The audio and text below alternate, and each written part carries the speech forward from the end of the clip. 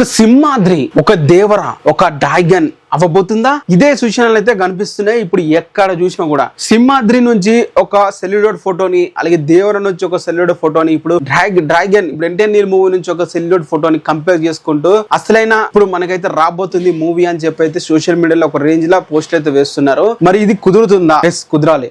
Junior NTR career లో ఎప్పటికీ all time industry hit and all time తన కెరియర్ లో బెస్ట్ మూవీ, మాస్ మూవీ అంటే ఫస్ట్ వినిపించే పేరు సింహాద్రి అని చెప్పాలి. అలాగే జూనియర్ ఎన్టీఆర్ కెరియర్ లో హైయెస్ట్ కలెక్టెడ్ చేసిన మూవీ ఇప్పుడు ట్రిపులర్ తర్వాత ఏదైనా ఉంది అంటే దేవర మూవీ అని చెప్పాలి. మరి రెండు మూవీని మ్యాచ్ చేసి అటు హైయెస్ట్ కలెక్షన్స్ తో కొట్టి అండ్ ఎన్టీఆర్ ఫ్యాన్స్ ఎప్పటి నుంచి ఎదురు చూస్తున్న సరైన మాస్ మూవీ అంటే పూనకలు తెప్పించేలాగా ఉండే ఒక సబ్జెక్ట్ తో తారకన్న ప్రశాంత్ నీల్ గారు ఈ మూవీతో అలా ఆశ తీరుస్తాడా? డెఫినెట్ గా తీరుస్తాడని అయితే తెలుస్తుంది. ఏదైతే క్యాప్షన్ ఉందో ఈ సోల్ ఈజ్ రిలీజియన్, ఇది తన ఏరియా, ఇది తన నేల, ఎవ్వరు కూడా రాకూడదు అనే క్యాప్షన్ ఏదైతే ఉందో డెఫినెట్ గా సింహాద్రి వైబ్ అయితే క్రియేట్ అయితే చేస్తుంది. అండ్ అంతేకాదు ప్రశాంత్ నీల్ గారు చాలా కసితో అయితే మూవీ అయితే తీస్తున్నాడు ఎక్కడ కూడా. మరి డ్రాగన్ అనుకున్న రేంజ్ కి వెళ్తుందా లేదా కింద కామెంట్ అయితే చెయ్యండి.